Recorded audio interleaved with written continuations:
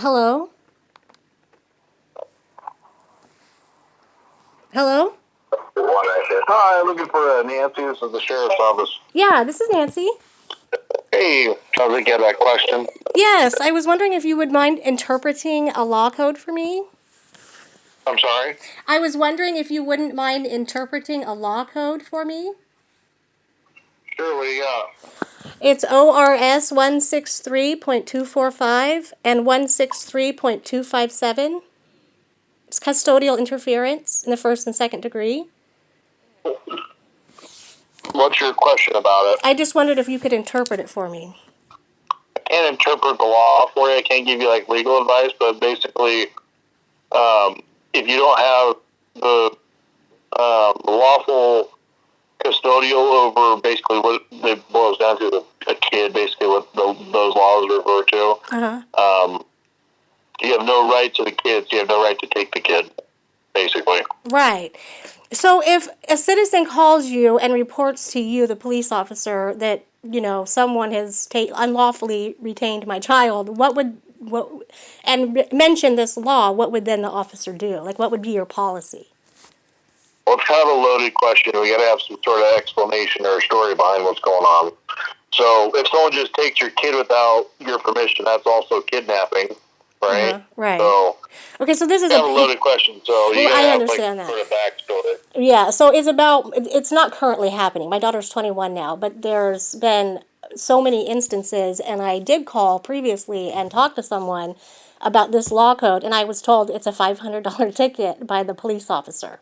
And he opened an investigation, and I did exchange emails between Kathy Cross, and then I never heard anything. I experienced a lot of issues after that.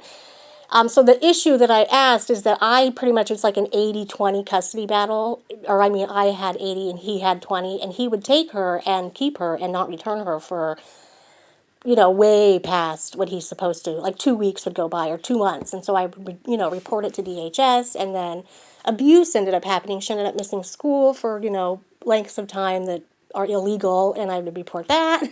And so I'm just curious to know, on your end, as a citizen, if I make that report to a police officer with that information, what would the normal policy response be from a police officer? So a lot has to do with your guys' custody agreement. One thing that can happen is you go back to court, and the judge has a lot more weight in it than we do, because you guys probably went and saw a judge for the custody agreement. Right. There was a parenting plan, yes. Right, so he can get in trouble for not following the agreement. Okay.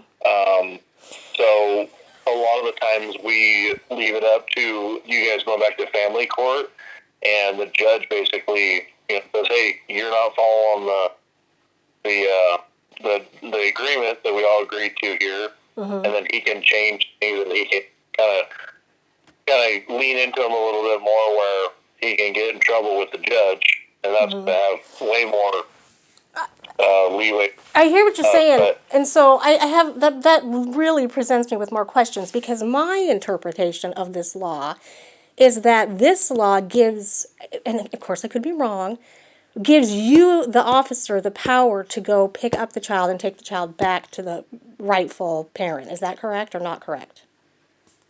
Yes and no. It's the custody stuff is super gray, because the law looks at kids as property. So were you guys married at the time still, or anything like that? No, divorced. Okay. You guys still share property, that being the kid. So, and then also the age of the kid can have a big factor in it too. Sometimes law enforcement, we may be able to do something, but we're not going to put ourselves in that situation, because it's going to make the situation worse, or someone's going to get hurt. So sometimes it's best for us just to not engage with it, because it's not the risk. Okay, so I'm not real happy with your answer, no offense. So what you're saying to me is that, so my interpretation of the law in a custody hearing would be, if I have certain days I'm supposed to have the child, and he has certain days he's supposed to have the child, and he does not bring that child back, it's my understanding that this law's interpretation is that that then gives me the right to call you, and you the right to then go take the child, pick the child up, and bring the child back to the parent, and probably file the reports, the proper appropriate report. So why would you not want to be involved in that? It's not necessarily that we don't.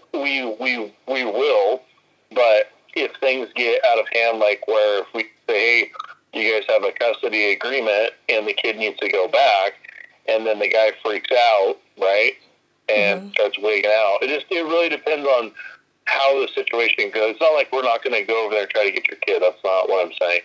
That is what. Sometimes.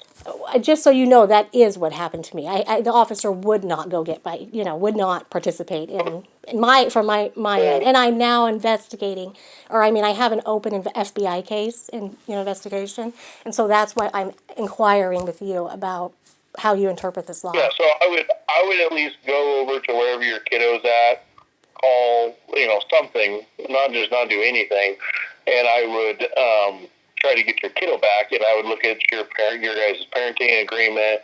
I would look at all that information because I don't have any of it. So once I understand, okay, he's supposed to be over at your house now, and he's been over there for the last 2 days.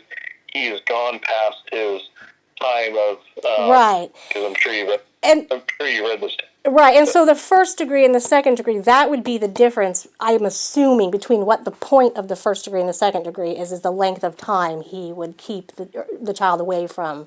And of course, I did interpret it to be the money, like if there's a money reason why he's keeping the child, if there's, if you really read that law, it sure does give you a lot of power from my looks, from how I interpret it. Yeah, it speaks about care and stuff like that, or if someone's injured or exposes a risk to the child, or there's different subsections in there. So yeah. You would agree? Would you? I'm sorry. Anything. So would you agree with me that if a citizen calls you and makes the report that I've just explained to you, it would be a failure on the officer's part to not then participate in retrieving the child and returning the child to the rightful custodial parent? Is that correct? I wouldn't speak for the officer from the last time, but I know. I don't even mean it that way. I'm not talking about the specific officer. I'm just trying to interpret the law. So he or she should most likely be a very active and have active involvement in returning the child, and that's just kind of. It seems to me there can't be any other interpretation of the law. What I can tell you is what I would do is I would try my best to try to get the kiddo back for you. But at the end of the day, we can't make promises on what would happen. So it does come down to the FBI investigating the reason why the officer didn't actively participate. I mean, from my perspective. They can do that all they want. Okay. All right. Well, thank you so much, officer. I appreciate your time, and I did have questions, so thank you for answering them. Yep. You have a nice day.